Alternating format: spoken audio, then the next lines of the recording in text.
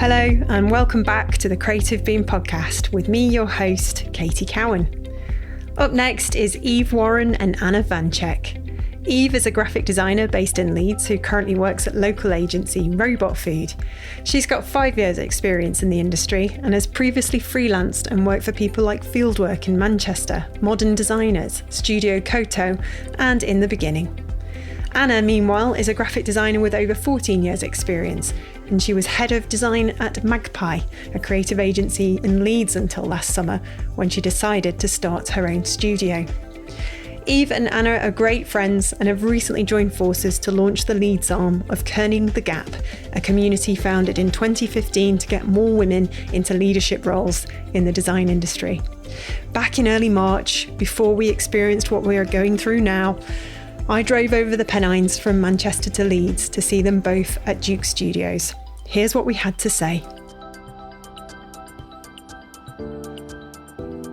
I'm here with my next guests, Anna and Eve in beautiful Leeds. Hello. Hi. Hello. Thanks for having me. This is a wonderful space. A little bit cold, this meeting room, isn't it? We're sat in our coats. Shivering. It's the lovely old buildings. Oh, it's gorgeous. I'm just hoping winter's on its way out now. I know. I'm usually sat in my hat and my scarf at work anyway, so I'm a very cold person usually. You're what we call nesh. I love a dressing gown.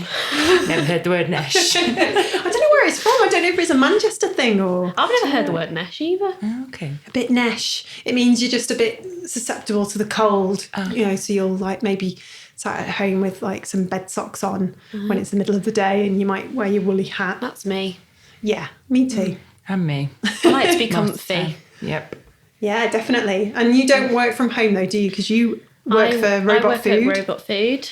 And I'm freelance, so I work out of Duke Studios in Leeds, which is a co-working space for, it's mainly creative people, so yeah, designers, photographers. Keeps you sane, doesn't it? Yep. Being away from home and being somewhere like this. Yeah, definitely.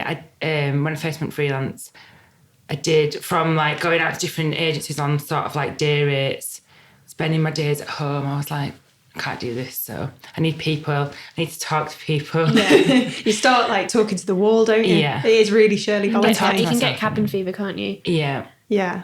And is Leeds a friendly place? Because when I came over the Pennines before and it was like loads of rain, obviously, because I was coming from Manchester and came down the valley into Leeds, the sun shone.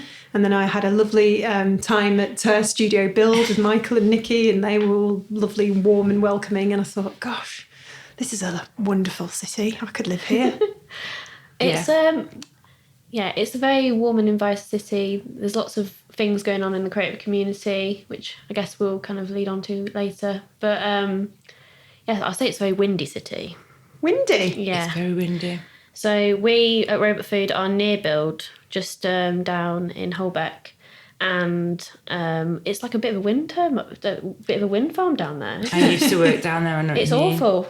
You literally get below and you're holding on to like a lamppost. Basically, there's some architect really messed up and oh my goodness, created a horrible wind tunnel down that part of Leeds. And honestly, it's really hard to walk to and from work every day because you get blown off your feet. Are you not tempted to get your coat like we did when we were kids? And you know, when you sort of took the ends of it like that and put it up behind you and then tried to fly? I think I took off once, actually. Oh, yeah, I've definitely took it off a few times. When it's really bad, though, sometimes they have like a man there, don't they, to like help you? They have somebody or a person. The lollipop man. Yeah. The lollipop lady. They do not. They've employed somebody to help you cope with the wind. I mean, I haven't worked down there for like 4 years, maybe 5 years, longer. We've got wind sails now. Yeah, they've put the wind sails on the building. That's incredible. Well, something happened similar to Manchester, didn't it, with the Beetham Tower, Ian Simpson's creation. Yeah, it was, but I don't think it created I think it's created a bit of a wind tunnel around Deansgate, but mainly it was the noise that it would make. And there's a whole Twitter account called Angry Beetham. Oh, wow. Where if it's really windy, you can hear this, it's like this drone. And they've tried to sort of change it so that they've put this kind of grid on the top to try and stop that from happening. But seriously, if there's a storm in Manchester, sometimes you can be, where I live in South Manchester, you can hear it. And it's like this kind of can only be described as an apocalyptic, Oh my God, end of the world drone, like, and you're like, oh my God, it's Angry Beetham again, bloody hell. I'll follow that on Twitter. Yeah, honestly, look it up. And somebody's just drawn this these little kind of stick arms coming out, and he's just sort of going, Anyway, I love that we just had a chat about the wind for 5 minutes. Sorry, that was me. We talk about that quite regularly at Robot Food, so it's a British thing, isn't it? Let's start with the weather, and then we'll go back into the podcast. So where did you when did you join Robot Food? I've been there for 3 years now. So I came in after a little stint in London, and I wanted to be back up north because my boyfriend is up here. He also runs a design agency. Great. And I really, really wanted to be part of the team at Robot Food. I really like strong interest in like branding and packaging. Because they do a lot of that there, don't they? A lot of food packaging. Yes, which is, something we do specialise in. And as of recently, we've kind of developed that further because obviously a lot of brands now don't just rely on packaging. It's about how their brands like live out in the world. So we do a lot of branding as well. That must be so exciting, just starting from scratch and then seeing how it can sort of live in different... It's really exciting to see the your work go out into the world. So that's mainly what we do. But yeah, we've... there's about a team of 20 people now. Good grief. So a solid team of designers and account managers. And we've got a few copywriters. And we all work really, collaboratively together. Yeah, I mean, you feel like you're kind of part of a family, I guess. Yeah, I would say we're a really tight knit group of people. I've made some really, really good friends there. And for those who do leave Robot Food, we're still heavily involved in each other's WhatsApp groups. So no one ever really leaves. So whenever we go out for after work drinks, people still come along. And it's really nice to kind of keep in touch with everyone and just be part of that really nice Robot Food family, I guess. Yeah, sure. Yeah, it's like you'll always come back and revisit. I think if you've loved working somewhere, you'll always stay in touch. I think. Yeah, I think the culture of Robot Food is key. I feel like everyone definitely gets on, and there's a real buzz in the studio when everyone's in, especially. So it's a really good group of people to work with. Fab. And what about you, Anna? I mean, you've had about 13 years working as a graphic designer, but only recently gone freelance. Yeah, so I do kind of miss what you're talking about that team and that that buzz. Being quite new to freelance, it's less than a year.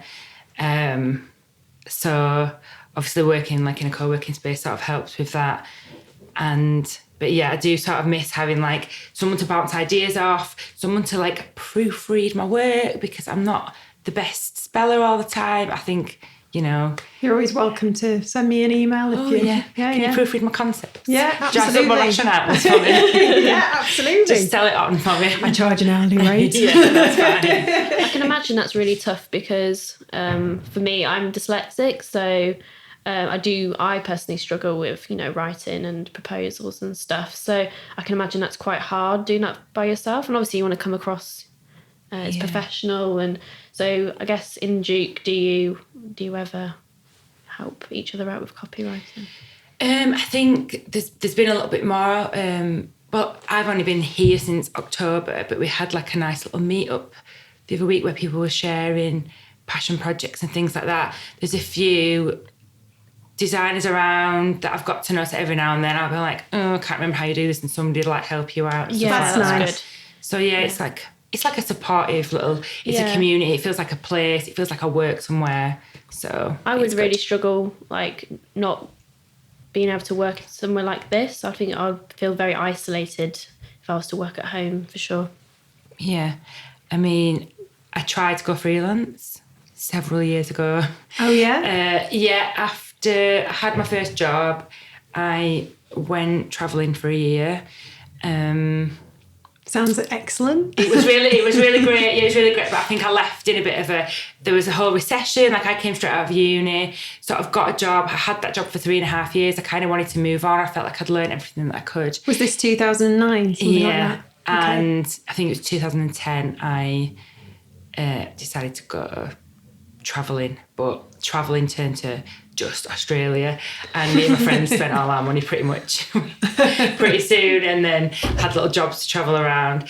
But yeah, basically when I came back, I was offered my old job back, but I didn't really want to go back to that after sort of leaving, and I wanted to be in Leeds and not in Manchester. I didn't want to commute again because it's sort of drove me a bit insane sometimes. Yeah, God, yeah. So I tried to go freelance, but at that point I wasn't very connected to Leeds because I moved back to Bradford where my parents lived, and I didn't really have a great time of it really, and I was sort of working part-time and trying to do freelance, and it didn't really work out well for me at the time. Had a bit of a bad experience, got a little bit ripped off because I was too young and didn't know enough stuff. Yeah, so I decided to get a job again because I needed that like stability. You I think it sounds like you were unlucky really. Freelancing is hard for anyone. Getting those first clients, figuring out how to run a business, all these things that we're never prepared for. We can only really learn when we're in at the deep end, I suppose. Yeah. But yeah, I mean, it sounds like it really kind of scarred you a little bit. Yeah, it did a little bit, and I just felt like I needed stability, and so I kind of got another job that I didn't really want. In-house, and I did that for 2 years. I did really well. I got promoted. I learned how that business worked, and then I went to work at an agency for 5 years, and I got promoted to head of design. And then I felt like with them extra 7 years, that I could finally go freelance last year. So that's fantastic. I was probably always working up to it at some point or other. I always had it in the back of my head. But yeah, because in the creative industries, I think a lot of people who are coming in, you know, graduating or leaving school, leaving college, I think there's this kind of conversation about going freelance. It's a bit like glorified, isn't it? It is glorified, definitely. Like it's the ultimate kind of career potential, and it's not for everyone, and it's not the case at all. I think there's no shame in working for someone else at all. No, definitely not. And I think like one of my tips for me, I couldn't have done this straight out of university. I needed to learn, and it's not just, you don't just get to focus on the graphic design aspect. You've got to, you've got to put your proposals together. You've got to think about marketing. You've got to think about, I've got a forecasting tracker, I didn't really want to do that kind of stuff. It's but true. Anyway, yeah. It's all these things that you need to know how to run a design studio or a creative studio, whatever it is that whatever field you're working in, even if you're a photographer, and you're going to sort of traditionally work solo, or maybe you might have a photography, an assistant of some kind or an editor. There's all these things that you have to take into account, and really sometimes the best way to learn all of that is by working for someone else for a few years. And also working for someone else, it just brings your communication skills along, your confidence, how to deal with people. I mean, even just going into a meeting and talking to a client, that is something that we all start off being very bad at. I mean, I was so shy when I was younger. Yeah. I used to go bright red in meeting rooms. I just couldn't. Yeah. But then, honestly, and I tried everything. I tried this hypnosis tape that I tried to listen to when I fell asleep. And it was like, it worked actually, because what it did is it said, you're walking down a cold Arctic path. If there's someone out there listening now who's falling asleep, you're walking down a cold Arctic path, and everywhere around you is very white, and it's like, I feel you're like in Narnia. and you're in Narnia, and it's cold, and you feel very calm and cold and scented, or something like that. And then there was another one, you're an iceberg. And all these things. But then the next time I sat in that meeting, I suddenly sat there and I felt really cold. And I said to my colleague afterwards, I said, did I go red at all in that meeting? And he said, nope. Not once. Wow. I think you need to send me this link. I think I need it too. Because I used to blush a lot when I was younger, but every now and then I have a little blush now, not often. Yeah. But it still does happen. We're too hard on ourselves, aren't we? Definitely too hard. I feel like recently for me, I've gone through a weird confidence issue sort of thing. I don't know. Same here. Yeah, it's just been really difficult. And I think it's part of growing up and, you know, growing as a designer. And I don't know, for me, I think it's sometimes you just need to be able to be allowed to fail as well. So, and then learn from it.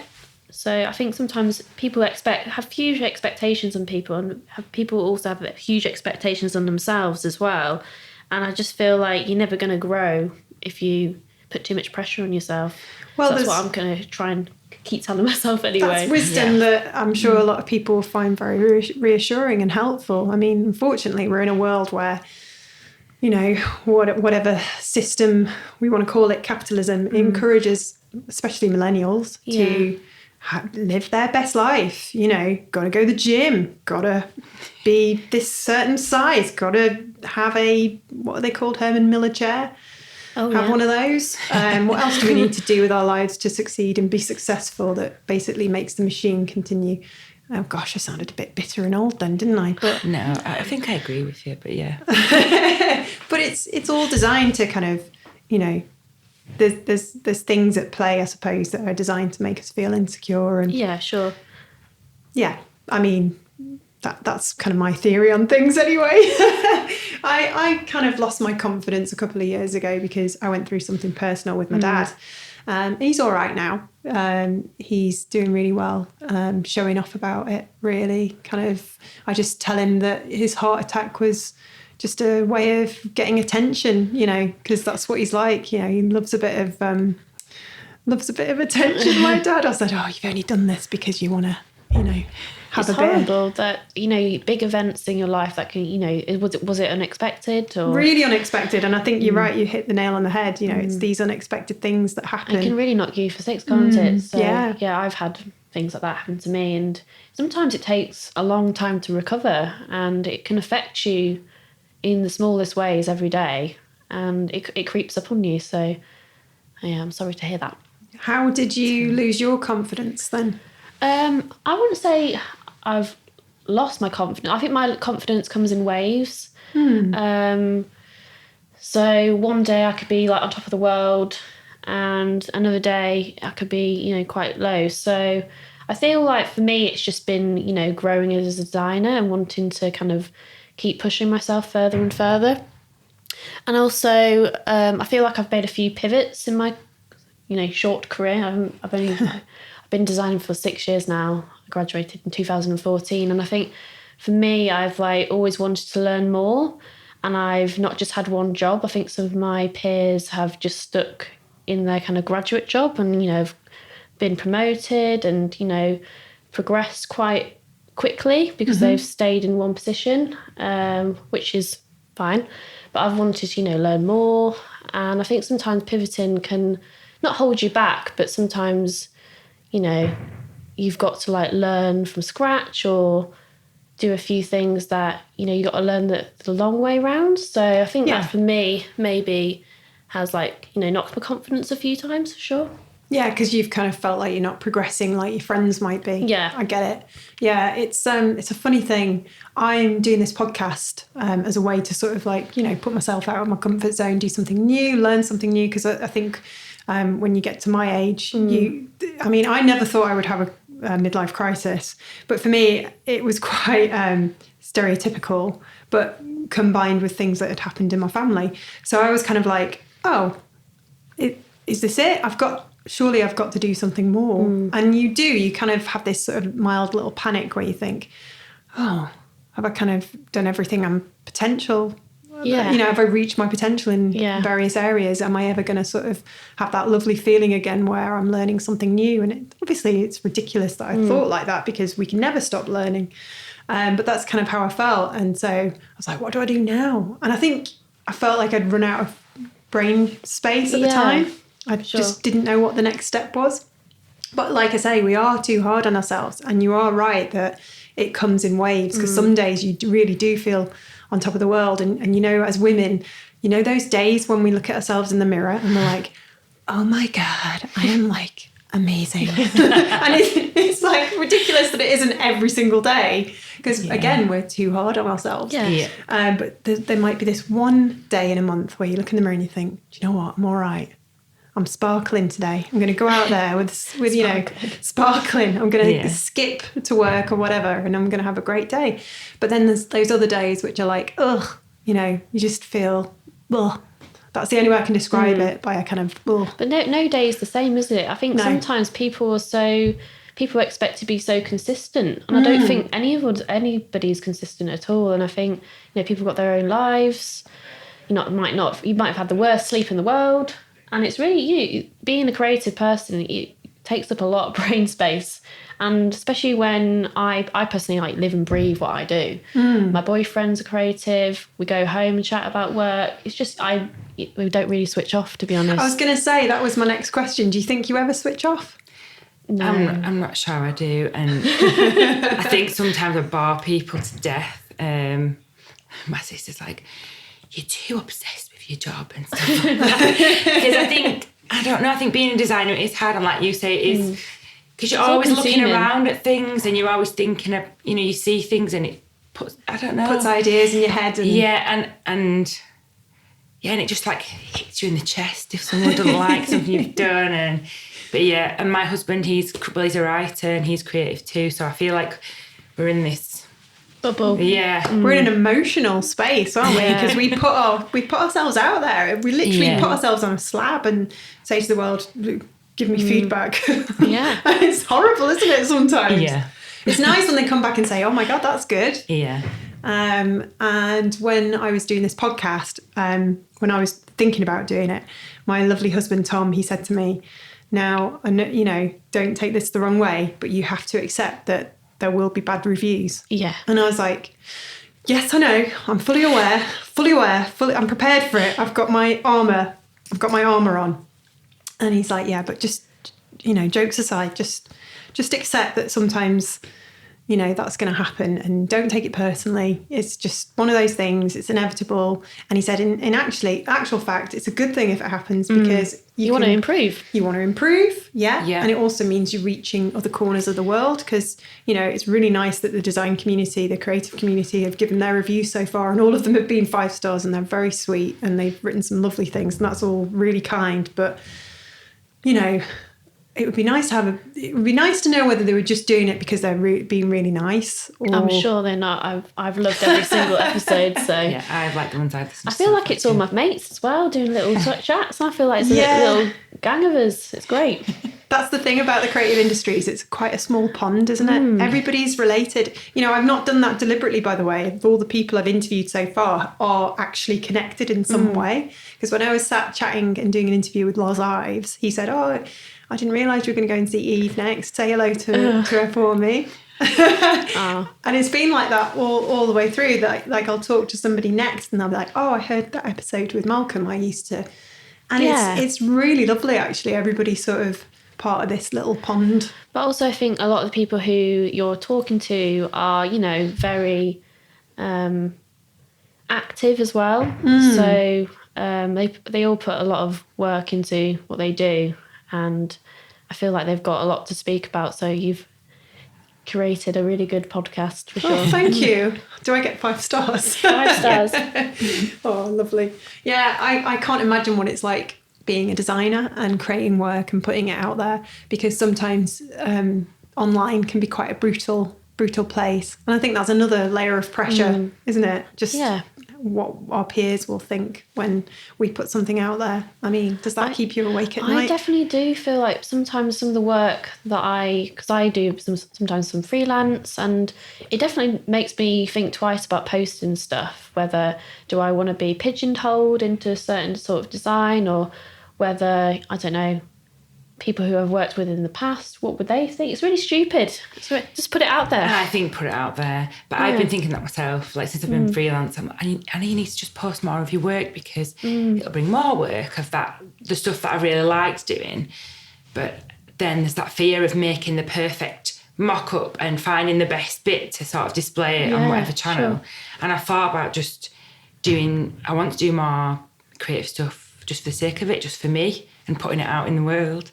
But that's sometimes even scarier when it's a brief that I've made up for myself rather than like something that someone's like paying you for. I don't know why, it's worse. Yeah, doing side projects, there's another kind of nice thing to be able to do. But then we work so hard. Why do we do it to ourselves? Have all these little side things going on. Yeah. I suppose it's that like it's being sort of a creative person and that kind of whole, you can't switch off. So you've constantly got this, you want to sort of like just constantly get these ideas out. And it's like kind of like what you said, like what's next and stuff like that. You might get to a point and think, what's next? Like I felt like I was on this path and I wanted to be a creative director, you know, or whatever, head of design. And which you did. And I did it. And I got there and then there was a picture in computer art of me and the team. And my friend said, Anna, look, you've got everything you wanted. And I was like, oh, I have, but why am I not quite happy? So what do I need to change about that? You know, like, I don't know. But maybe it was that I got there and I'd done that for a bit and then I'd learned, and it's the wanting to move and learn something else and try something else. And yeah, but that's good that you're constantly pushing yourself. Like I don't think it's healthy just to settle on one thing. Yeah. Yeah, I think we can fall into the trap of just coasting. And I think which is sometimes a good thing, but no, I think if you want to be comfortable, but yeah, you need to push on. Yeah, this is great advice. I really feel like I could do this every week and just chat to you guys, and it would just make me feel better about my own kind of work and my setup and what I'm doing, because you're right, absolutely. Sometimes throwing yourself into something that, gosh, I mean, is completely different to what you'd normally do. I mean, is there anything that you've got kind of bubbling away that you can tell us about that is a side project? I mean, what's this I hear about Kerning the Gap?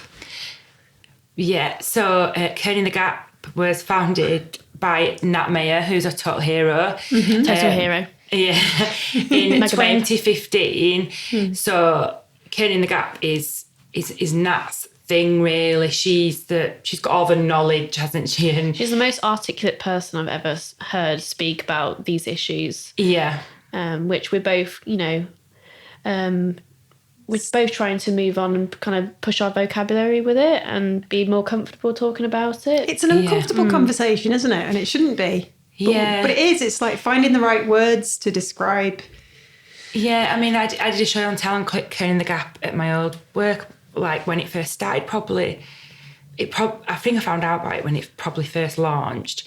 And I thought, oh God, they are going to get like annoyed that I'm talking about women in leadership roles and diversity within the industry, and you know how it's kind of quite male and white and stuff like that. Yeah. And look at us shrugging our shoulders and getting really kind of, you know, tense talking about it. But we should be absolutely comfortable talking about it, because it is. Yeah. And anyway, sorry, go on. No, and Nat had started sort of rolling it out to different cities. Across the UK. Yeah. So it's almost like a franchise. You've picked it up in Leeds and you're going to be the champions behind Leeds. We've just decided to get it going. I think I messaged Nat and I was like, seeing you doing this, and she's like, well, you can start it up then if you want it to be in Leeds. Yeah, she's very trusting, which is great. I think for it to kind of expand across the country, she can't do it by herself. So I think she's still wanting to roll that out over Wales and Scotland as well. So did it start in Bristol? Have I got that right? I think it was London. Oh, is it London? Okay, sorry. Bristol might have been like the next one. But basically, she wants to see more women and non-binary people in the design industry. In creative leadership roles, yeah. And there's some stats and things about sort of how bad it is, that sort of like 65% of design graduates are women, but currently only 17% are creative directors. Good grief. Even less are principals or own studios in this country. And why is that? You know, is it because of the career break and the lack of support when when we women decide to go and have a family?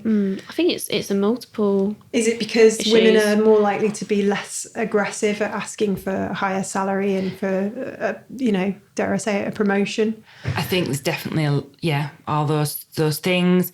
I know Nat likes to say there's not there's not enough babies in the world to account for it, so that can't be the only problem. Gosh, no. And but that is a big issue. But men have babies as well. Yeah, exactly. And it doesn't affect their career. Yeah, No. and, well, our launch event, a lot of that sort of came out, didn't it? Yeah. We had Helena Hamilton from Magpie, she's the head of service lead at Magpie.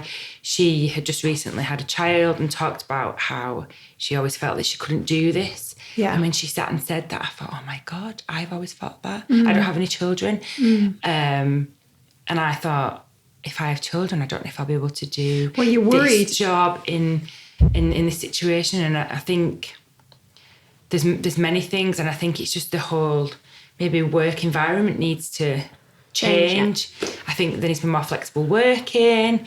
I've seen people in New Zealand. I saw this video and it was like, we're going to do a 4-day week and we're going to pay you all the same. And I was like, wow, that's the future. I'm not saying that everybody can do that, but, I think sort of flexible working and things like that are things that might help. And the confidence thing, I think that massively affects women. And I think a way of building confidence would, be helpful. Yeah. It starts when we're very young, doesn't it? When we're, it's not our parents' fault. It's a combination of things, but we're told to be good little girls, aren't we? And little girls are quiet. And I think there's like an unconscious bias throughout society, and I think there's been like tests for like 5-year-olds, and I think it was like a bunch of, they were like, was it doctors or firefighters came in, and they asked all the kids to draw them. And I think the children drew male doctors and male firefighters. And it's stuff like that, which is crazy that little minds are already have an unconscious bias. Already there. Oh, yeah. I mean, that's the problem, isn't it? Going back to having babies and all the rest of it. As a woman, you do worry that that's going to be something that holds you back. If you're suddenly pregnant in a workplace, you're going to get shoehorned out. And by the way, it happens because it's happened to a lot of my friends. Yeah, I do worry about.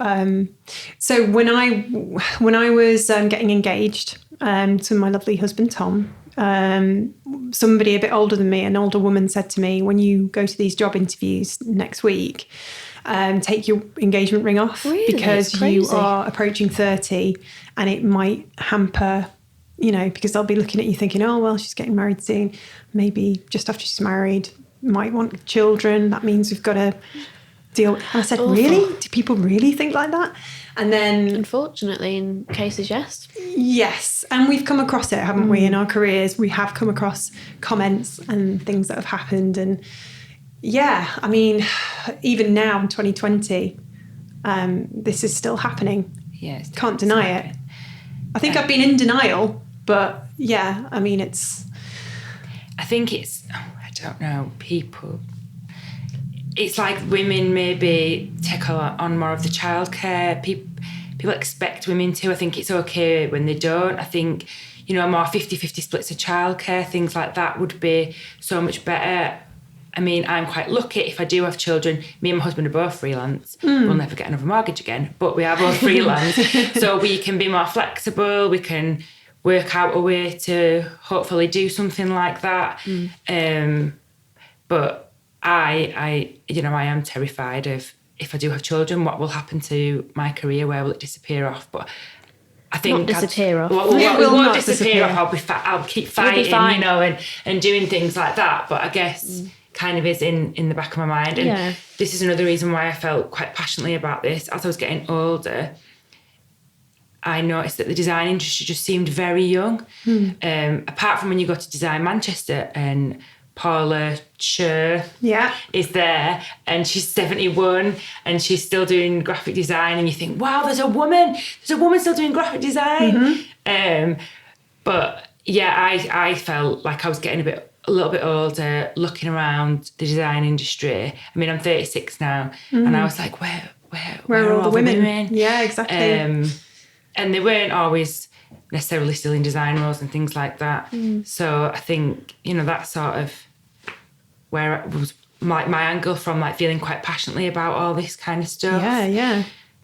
And also like mentoring, that has like a mentoring program, which if you do so many events, she can sort of launch that and help you in the city. That's great. And there's kind of like a funding opportunities for that to happen. And there's much more of a support network within kind of the Gap. So I previously helped run Ladies Wine Design in Leeds. Unfortunately, I don't think it worked out for our demographic. I had a few young students email me over a few months saying, unfortunately, because they live at home still and they're from a Muslim background, their family didn't feel comfortable for them going to my events because it's called Ladies Wine Design, which kind of upset me. It was like a bit of a barrier I was, putting up. And that's a big issue in the design industry as well, with BAME not having much representation in leadership and design roles. And for me, it kind of broke my heart a little bit. Yeah. It's quite sad. And also I had a bit of a discussion with my boyfriend's sister. She runs this initiative called 300 Seconds, which is... she runs design events across the country and Europe where women speak for 300 seconds just to get a bit more experience in public speaking. And there was a discussion around how networking events is, largely based around, or not like based around, but there's a lot of drinking involved in these networking events. Which isn't for everyone. Again. So as much as I'm an ally to Ladies Wine Design, I felt like for kind of the Gap, it was the best for Leeds. Yeah. So you've tried a few hats on, and this one's feeling like it fits. It fits for us, doesn't it? And Nat herself came up to Leeds a few months ago. Yeah, that's great. And we put on an event at Anwood, which is a big agency in Leeds, and they kindly let us use their event space. And we put on like an open panel discussion. Yeah. And how did it go? It was great. We had a few people involved. We were really proud of our lineup. We had Nat herself, Helena Hamilton, who's from Magpie, like we mentioned earlier. Yeah. We had Alex Dudson, who runs Intern Magazine. Yeah. Because it was really important that we had a guy on the panel. Yeah. The whole discussion of kind of the Gap and everything involved in it. It shouldn't just be for women. I feel like men have to be involved. We need to give them permission to be part of it. This is what gender equality is about, isn't it? It's not about bashing men. No. And when we say that we want to sort of have a family, our partner must be involved just as much. There's a lot of men out there who would love to take time off work to be able to help and stay at home. And the government should be doing more to definitely support families. Yes, they definitely should. Yeah. I think Robot Food, we had a bit of a cultural planning day the other day, and we were just discussing our kind of studio Bible. Right. And it kind of runs through, the perks of everyone's job and what to expect in those situations, like paternity and maternity. So it's really important that these conversations are happening in agencies and studios. Yeah, it is. It should be happening. It shouldn't be like, we're gonna do that. It should just be the norm. Yeah. But it's good that this is all being talked about because it's changing the industry. Hopefully. Sure. You're both smiling at me. No, it's good, and obviously having the event sort of and putting the word out there in Leeds. We've had loads of great feedback. And we're just about to do another event, aren't we? Yeah. Oh, how exciting. It might be in the past by the time this comes out, but when's it happening? It's a post-International Women's Day event, so it's on Tuesday. I think International Women's Day this year is on a Sunday. Yes, it is. There's a few events going on in Leeds, which I think we need to support as well. But we are doing a small gathering that is going to focus on passion projects or an idea that you've got and you're kind of scared to kind of go, you don't know how to go about it. Oh, that's fantastic. So me and Anna are, we wanted to start kind of the Gap, but both of us, we needed that conversation to kind of start it. So I think from this event, we want people to come along have a silly idea and everyone says, no, it's not a silly idea, we're going to do it. Yeah. And I've got a few ideas that I want to bring to the table. That's great. Yeah. And I think the more people open up about things that they want to do, and it's a small, intimate gathering as well, then people might go, well, oh, that's great, I know this person, and connect people, and maybe we have a follow-up event and like build people up. Because I think the whole idea around this as well is it's great to have a panel and a really good discussion, but also we want to actually help. So at the event we left a form, and like we got sort of feedback, and this next event is sort of tailored around that, isn't it? And we looked, it was like they wanted presentation skills and confidence skills, and we thought about trying to maybe run some stand-up comedy sessions. That's a good idea. You did one, didn't you? Yeah, I did stand-up comedy just to help with my confidence, to push myself out there. So I did. Did you get any laughs? I did. 3 minutes of stand-up. And I think it's really important that that we do a variety of different events that don't feel so formal. Yeah. So I think a stand-up comedy improv event, that's what we want to do next, is something fun, and people, feel like it's some sort of, they don't feel like they're at school. Because some of these are like confidence days, or they're a bit cheesy, aren't they? A bit corporate. You do all these like weird icebreaker games where you've got to pick up a cereal box with your teeth or something. It's really weird. And I think with our events, can you do that, by the way? I can do it. Yeah. I don't think I've been to one of these ones where I've had to pick it up with the cereal box. But I know what you mean, like over icebreakers, yeah. Yeah, weird icebreakers. But yeah, a lot of these events we want to put on, we want to make sure it's accessible for everyone, that men come along, not just women. And and hopefully we give something back, like we make a difference. And like I was saying, wouldn't it be great if we got the mentoring scheme launched in a year's time, and 50% of the agency said, you know what, I'm going to pay for one of my younger members of staff, or so many different members of staff, to have a mentor for a year, because I think that would really help people. I got a mentor last year, which really helped me, I think, come to this decision about going freelance, helped with my confidence. And I don't know why I didn't get one beforehand. And now I'm just on the hunt for more people to support me. Give me advice, push me. I think it's good to talk, isn't it? And I'm finding that I'm getting a lot of mentoring from doing this podcast, because I will literally ask questions that reassure me, and I'll go, oh, okay, I'm all right, I'm normal. Yes, I feel that way, they do too. We're all the same. And just going away from some of these podcasts, all of them, I'm skipping. I'm on a high, because I think, oh yeah, this is great. And you're right, sometimes we don't reach out, do we? No. Is it a British thing? Is it a female thing? We don't reach out and get help. Probably a mixture of both. I always find it good to talk to people that haven't got any emotional attachment to you as well. Yeah. Or, I don't know, they don't know your day-to-day. Yeah. And actually, it's just so good to talk to people who's got a different perspective on stuff. And it's helped me make me feel like, oh, actually, I'm all right. I'm doing well. Yeah. Can just be like a little random comment, can't it? Yeah. Like I was talking to a younger lad actually, and he was working in he wasn't working in Manchester. He was lived in Manchester, and his girlfriend was working in Manchester, but he was getting the train out to the middle of nowhere to go and work at this place. And I just one day said to him, when we were all in the pub, I said, why are you doing that? And he went, I don't know.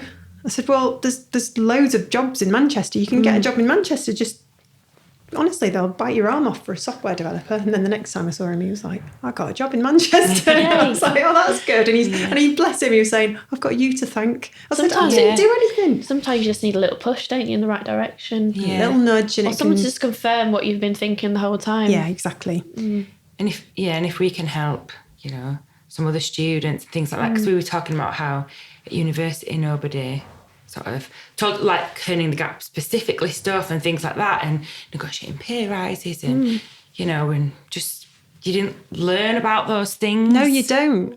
During my time at Leeds College of Art, we actually had no female speakers, which I found shocking. Was this visiting creatives who would come in and give? And we had no one-on-ones with any female creatives, or I'm sure that's visiting speakers. I'm sure that's different now. I hope it's different, and if it's not, then we need to go in. You need to go and have a word. But yeah, that for me, it kind of like sets a weird feeling going out into the industry. So it can go either way. I think sometimes people, I'm gonna change that, or people just feel defeated by it. Yeah, it can look a little bit white male, can't it, in the design industry especially? Sure. And I think that's changing. It's got to. Yeah. So I think things are changing. I'm feeling quite positive. But what about you two? How on earth do you two know each other? Oh, we've got a good story actually. So me and Anna actually used to live in the same building. Oh, okay. Neighbours down the corridor. Yep. Was she always noisy? I can imagine Eve was always blasting like music, or were you? I imagine I was probably the noisy one. I lived with my sister in town at the time. I lived in that building for 4 years, but I think we maybe first knew of each other because my husband started shouting like Martin down the hall, who's my boyfriend. So our partners both actually worked in Duke, so my boyfriend used to work here as well. Right. And I just kept seeing you everywhere. Yeah, I feel like I kept seeing you everywhere. And then I think, we must have got like introduced through them, maybe had a few chats here and there. Yeah. Came to Ladies Wine Design. I thought that was amazing that you were doing that. I think that gave me a bit of a push to, think about doing this and then approach, speak to you about doing it together and stuff like that. Which I really appreciated, because I feel like I shouldn't have taken it on all by myself. And I think it's so much easier to do something with someone else, especially when you've got a full-time job. It's just too much to take on. Even us in the evenings, oh my God, what have we signed up to? Even today, and we're like, oh my God. Yeah. So yeah, definitely. It's a lot of pressure. Yeah, I'm glad that we're doing it together. I don't think I could have think about all these things, do it on your own. It's a lot of pressure to sort of run an event on your own. It's a lot of work. Like yeah. Unpaid. Yeah. And you do it out of, passion and dedication. Yeah. Yeah. The government's not going to change the world. It's going to be people like you. Oh, that's nice. Sorry, that was a bit cheesy, wasn't it? But it's true, isn't it? Every now and then you need a bit of cheese, but yeah. A bit of community and like giving back. I mean, it goes such a long way. You wouldn't believe it. I mean, it affects, you were saying before about how these little things that have happened to you in your career, how they've just kind of, like you say, they've created this tapestry of, how you've kind of come to be is because of all these people that have... Yeah, definitely 100%. But I think I'm at the point now where I'm just like, I don't care. And I think I have to take everything and just like use it to like maybe drive me forward and stuff. You got a hunger then? I feel like I have, yeah. I feel like I'm really like, I don't know, I feel like I've gone freelance and I've got like all this drive to like do all this stuff. We're trying to do something else as well. We are. We've taken on too many things. We're very extracurricular. You've got to be careful. You don't want to suffer burnout. We were just saying that we wanted there to be... I feel like a lot of cities have got sort of design festivals, but Leeds doesn't really have one. Oh my goodness. So we're trying to start something. Maybe not a design festival or such. Not like... You should like go Manchester with... all the security guards and 3 floors. And yeah, but that's like how many years in the making? Is it 8 years now? Yeah, of course. Years? That's something we've had to talk about. And obviously Birmingham Design Festival, which is an incredible event, and which I was very fortunate enough to speak at a couple of years ago. So the support's there, and the hunger is there for cities to have these things, because I think Leeds used to have a print festival, which I was involved in as a student, but that's no longer. And I think because Manchester especially is on our doorstep, and they're having, Design Manchester. I think Dave Sedgwick did a few things a few years ago with like a Barcelona exchange exhibition. And at the time I was like, wow, I've got to go over there and, be involved, and, I want to work in the Northern Quarter. And I think with Leeds, I think we need to be able to attract and retain talent as well. Yeah. So I feel like a design festival or some sort of design event that is accessible and has got more of a DIY feel, it doesn't have to be a super glossy event, will really help, add to our cultural programme, because there is stuff going on in Leeds. We've got International Festival, which is happening soon. We've got a food event, Leeds Indie Food. So there is stuff going on. And there's so many creative people in this city. I don't know the exact figure, but there's something like 4,500 creative businesses in this city. And there's Channel 4's coming as well. We've won Channel 4, so you bastards. We're on the verge of change. We're on the verge of change. That's a Manchester Leeds thing, by the way. Anyway, we've got enough, haven't we? We've got BBC, ITV. Yeah. But you're sick of us being told about we're the second city. Well, Birmingham would probably argue with us on that, because I think Birmingham's probably the second city. Sorry, Manchester. But people say that, it's rubbish, isn't it? There's some stat going around that Leeds is like the fastest growing city. Yeah. So, is it really? Isn't Leeds the financial centre outside of London? Yes. Maybe. So there you go. And that's why there's lots of money. Don't know much about numbers, unfortunately, but yeah. There's a lot of wealth in Yorkshire. A lot of money. I love driving around and going and driving around like Postman Pat and all the kind of lovely hilly little roads and discovering these gorgeous little villages and places I probably can't afford to live. But yes, they are lovely. But I just think who lives there? Well, people with lots of money. Exactly. Who work in the financial sector. Or people who just got lucky. Dirt cheap because they're in the middle of nowhere, and you get a 5-bedroom house for 200 grand. Could you live there though? No, I grew up in the countryside, in the middle of nowhere. It was like a 20-minute drive to the supermarket, 15-minute drive to an ATM. I know, I've been there, I've done that. I don't want to do it again. I didn't know that. No, I wouldn't. I like going to the country for the weekend, but I think after 4 days, I'm like... Stir crazy. Yeah. I can imagine. Back. I've only just sort of met you today, but I can imagine you are like, right, what's next? Come on, let's go. Whenever I go to the country, I always want a dog. Yeah. Oh, yeah. What kind of dog, though? Oh, a little schnauzer. Oh. See, I kind of want a little beardy dog. I love any type of dog. I'm not, snobby when it comes to dogs. If there's a dog, I am that girl who goes, oh, little doggy, and then just run over to them. And I'm very polite these days. I always ask the owner if I can pet the dog. Can you pet your dog? Yeah. Yeah. I'm very polite, but I don't know. I feel like I just pet them. Did you just go right up to them? Well, I don't know. I thought it was fine to just go up to them until somebody told me. They said, "Oh, you must ask," and I was like, "Oh," and that was kind of like a moment for me where I was like, "Oh, sugar." One of my best friends has got a problem dog. She probably doesn't mind me saying this, but it's a bit crazy. Does it shit everywhere? No, it's just very nervous, and I think. It does shit everywhere as well, probably, but it's just the most nervous and like temperamental little thing ever. And I would say you'd have to ask permission to stroke him. Yeah, I guess it's too like the training and all that. Yeah. Yeah, Gotta be careful. Me and Tom were staying in this lovely campsite up north just between Christmas and New Year. And there's this lovely on-site pub. And I was just coming out to go and use the toilet because you had to go outside. This is ridiculous. I don't know why I'm telling you this. We walked out of the pub and the toilets were outside. And there was this woman holding a dog on a leash, and the dog just went for me. Oh, no. And I immediately, I don't know, it was quite instinctive. I just immediately dropped to my knees, turned my body sideways, squeaky chair here, turned my body sideways and just didn't look him directly in the eye and just went, "It's all right, love, it's all right." And this dog just calmed down and came up to me and licked my hand. And the woman who was holding this dog just went, "Oh my goodness me, I've never seen him do that with anyone." And I was like, "Oh, good. I could have a dog. I could now. I'm in the dog hub." Yeah, exactly. I'm a dog whisperer. Love it. I've never heard that before. That's brilliant. But I just love animals. And I thought I was going to get a dog. It would have to be a big dog. A big dog. I want a big dog. Yeah. My husband really wants a dog, but we've got a cat. But he thinks it's going to be all right, but it's not. She's really feisty. Another cat comes around the back of where we live, and that's it. She's chasing him down. I'm like running outside to go get her.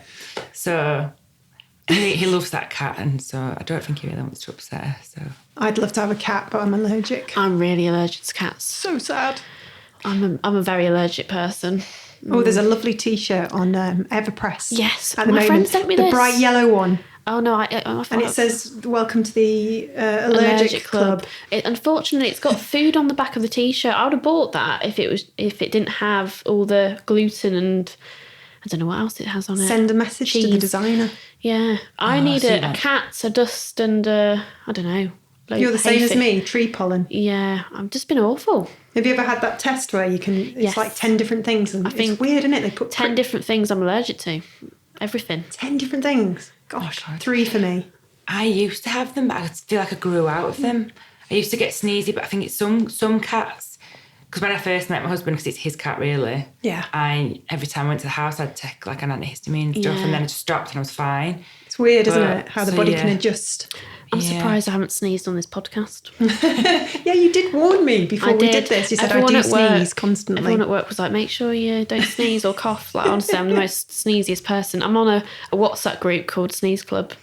You're joking. Yeah, which includes Loz Ives. Does it? Yeah. Oh, that's so sweet. That's so funny. Next time, do you know, I call Loz now Liz. Liz? Yeah. Why? Because he sent me an email and he spelt the name slightly wrong with an IE, not a Y. And was mortified. And I was like, what are you making a fuss about? And then I just said, what are you making a fuss about, Liz? That's because he's Loz. Yeah. So I've started calling him Lizzo as well. Oh, yeah. And we do this thing, only on Instagram message chat at the moment, but next time I see him, I'm going to say, right, you've got to do an impression of Lizzo now. What do we do? What is it? How's it Check go? my nails. Check my nails. Tell me how you feel. Feeling good as hell. I love Lizzo. I'm a bit devastated I didn't get to see her last too. year. I feel like the whole of Instagram stories was there. I know. I hate that about Instagram sometimes. You'll be sat in your husband's old pyjamas, which have got about 5 holes in them.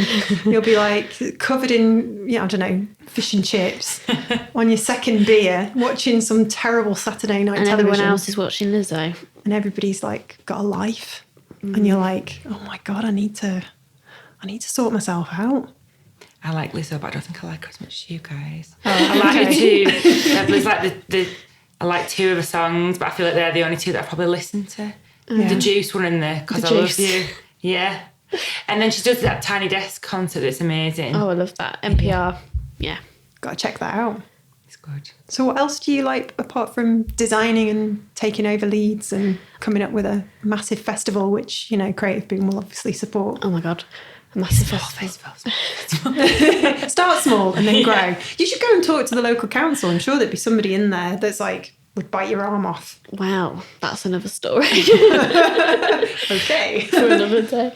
Yeah. I think, we're trying to... There's an appetite for it, isn't there? Yeah, and I think we're just trying to see what it is, work it out before people... I think we need to start small. Yeah, that's and the also, problem, if there's too many people involved, I think nothing will ever get done.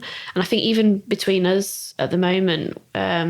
We're struggling to, meet up. Everyone's got their own, schedule going on. So I think, keep it small and then see where it takes you. Hopefully, obviously there will be funding out there to do these things, but let's just get it off the ground first and get even just a holding page up or a poster. We're trying to get a holding page and a date. And a date.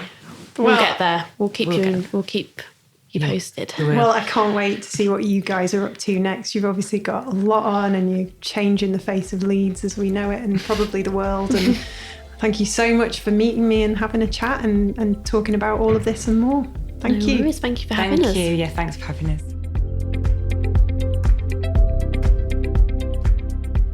You've been listening to the Creative Boom podcast with your host, Katie Cowan. If you enjoyed this episode, please subscribe and leave us a review.